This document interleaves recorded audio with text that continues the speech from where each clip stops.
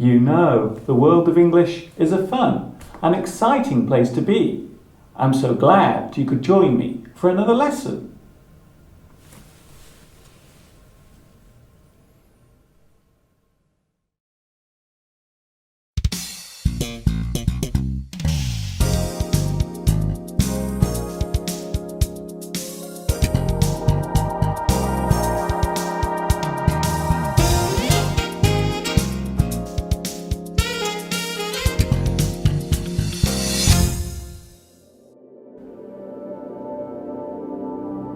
Hi everybody, this is Mr. Duncan in England. How are you today? Are you okay? I hope so. Are you happy? I hope so. In today's lesson, I'm going to talk about a group of words which for many students can cause quite a lot of confusion. Yet they need not, as they exist in almost all forms of written and spoken language. In fact, I'm using them right now as I speak to you. In today's lesson, we are going to take a look at prepositions.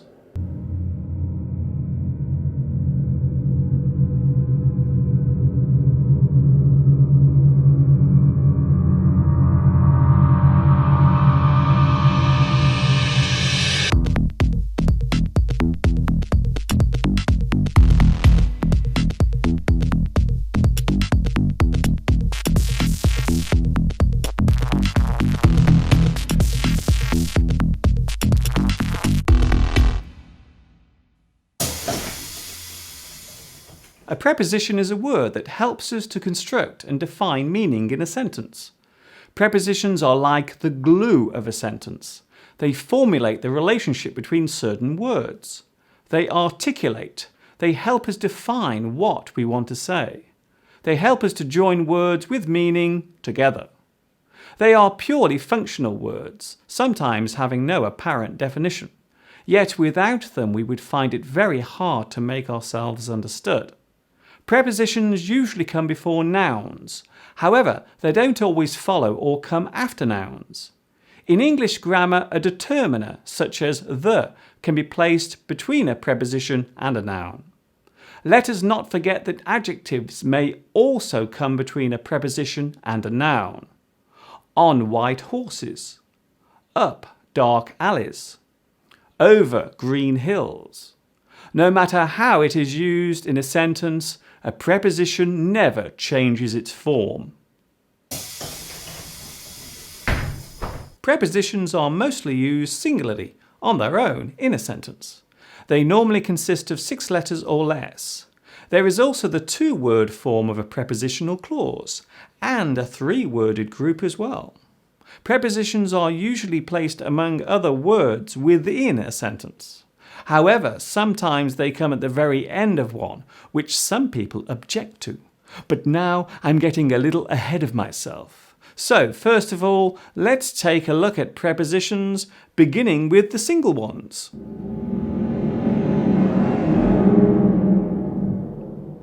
Aboard, about, above, absent, across, after, against, along, alongside, amid, amidst, among, amongst, an, around, as, aside, astride, at, atop, barring, before, behind, below, beneath, beside, besides, between, beyond, but, by, concerning, despite, down,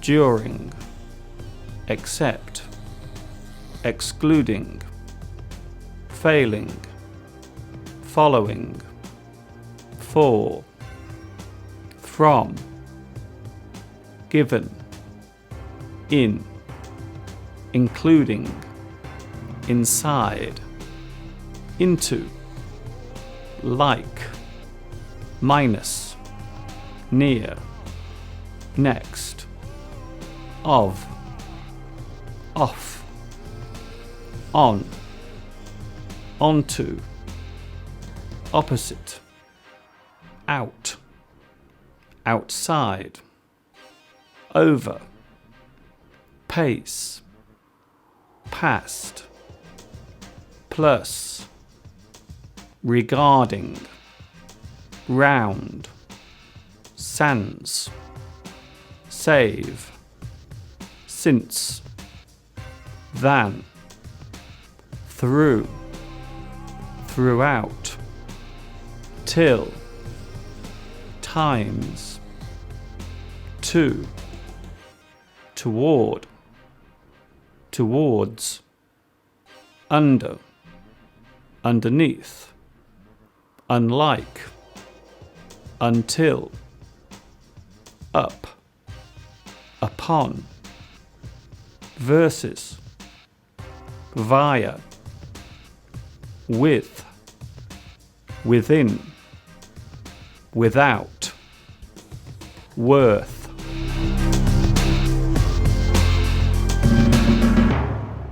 The overall description of a preposition defines the way in which a sentence is constructed. The general term for this is adposition. This type of word defines other formations, such as a postposition, which formulates the sentence after the noun. Postpositions exist in other languages, such as Japanese and Turkish. There is also the circumposition, where two defining parts appear on both sides of the dependent noun. Generally speaking, prepositions are the ones most commonly used, especially in English. Having said that, there are postpositions in English such as ago, apart, aside, away, hence, on, and through. 10 years ago. This apart. Such matters aside. 10 light years away. 5 years hence. 2 weeks on. The whole night through.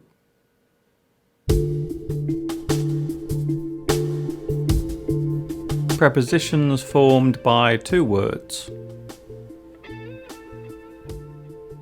According to, ahead of, apart from, as for, as of, as per, as regards, aside from, because of, close to, due to, except for, far from, into, inside of, instead of, left of, near to, next to, onto, out from, out of, outside of, owing to, prior to, pursuant to, regardless of, right of,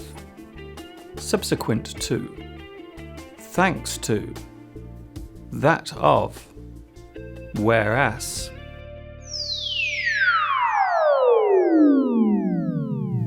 Deep, deep, deep, deep, deep, deep, deep, deep. Another variation of preposition use is stranding. This is when a preposition occurs where it normally would not, yet still expresses a meaning. A good example is the sentence, "Who did you give it to?" This works because it is an interrogative sentence. The word who appears at the beginning of the sentence, so to can end the sentence as it clearly refers to who. This form of sentence is most commonly found in English. Prepositions formed with three words. As far as well as, by means of, in accordance with, in addition to, in case of, in front of, in lieu of, in place of, in point of, in spite of, on account of, on behalf of, on top of, with regard to, with respect to. The use of prepositions at the end of a sentence has for many years been the subject of argument. Should a sentence be allowed to end with one? Despite the fact that there is no rule preventing a preposition ending a sentence, there are those who are against it being done. The earliest recorded objection to the use of prepositions at the end of sentences came in the 17th century by the poet John Dryden, who mistakenly likened the English language to Latin, which does not allow prepositions to end any sentence. Fortunately for us, this rule was never followed. So, if you want to ask, "Where do you come from?" or "Where are you going to?" you still can. Yes, it's the quiz show everybody loves to join in with. Spot the preposition. And here's your host, the guy who never takes no for an answer, George Spangles.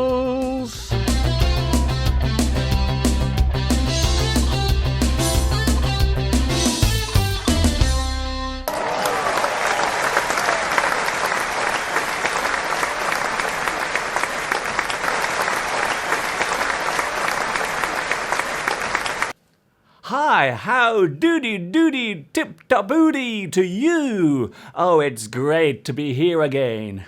Shall I do my catchphrase? Shall I do my catchphrase?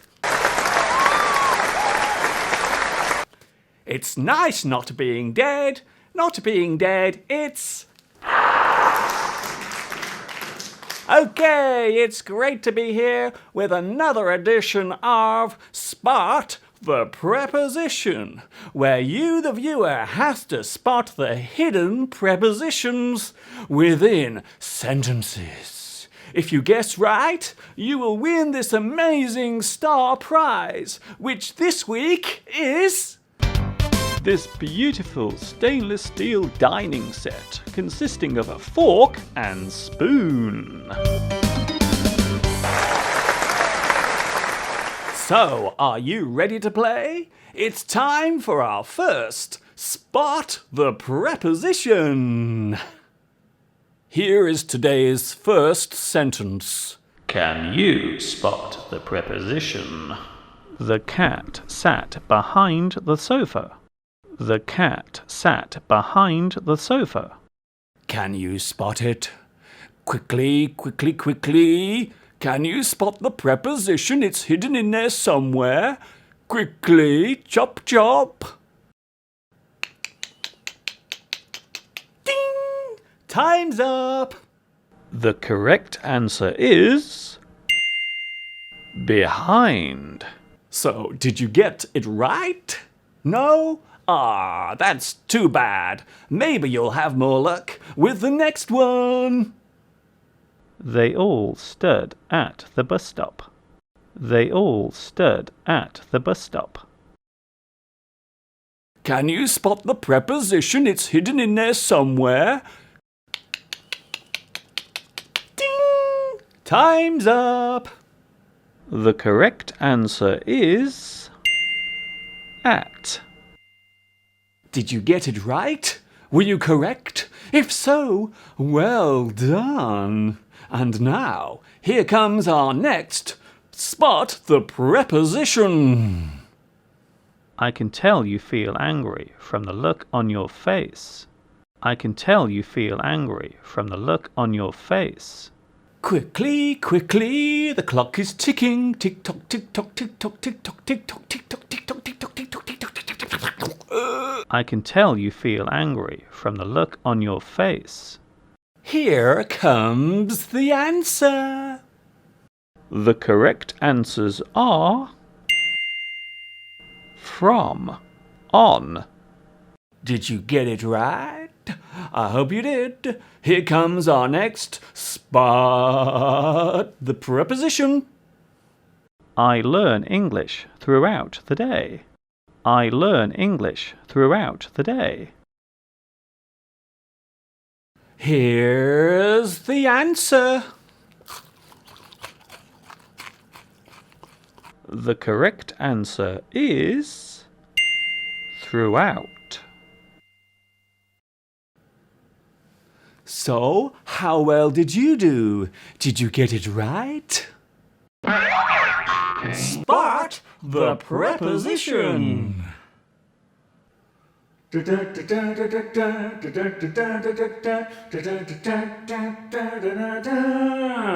Prepositions, prepositions. Yes, you've got to have prepositions to make the sentence flow, to make it really go, to give it some jazz, to give it some pizzazz. You got to have prepositions.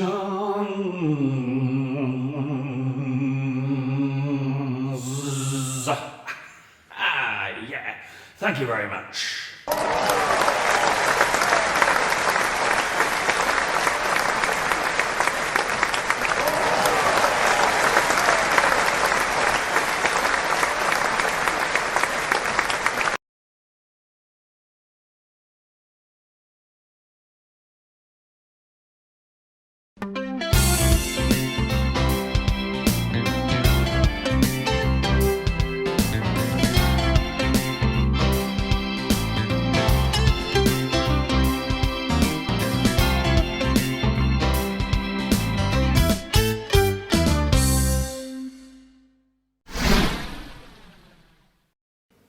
Over the years, words used in English have changed and altered, and prepositions are no exception. A few of them have become obsolete during the last century. A couple of good examples being unto and twixt. The preposition clause allows sentences to be formed. They allow nouns to be used in an expressive way. They colour in the parts of a phrase which would otherwise sound disjointed and confusing. They define the placement of an object with something else, its position, its appearance, its movement, and its intention. It would be fair to describe prepositions as the building blocks of sentences. Without them, we would not be able to express clearly what we want to say. They hold the context of the sentence in place. They help to place actions with nouns and nouns with other nouns. The most commonly used prepositions are of, to, in, for, with, and on.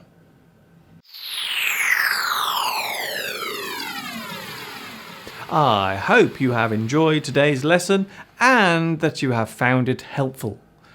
I will see you again very soon for another English class. Until then, this is Mr. Duncan in England saying thank you for watching me, teaching you, and of course, ta-ta for now.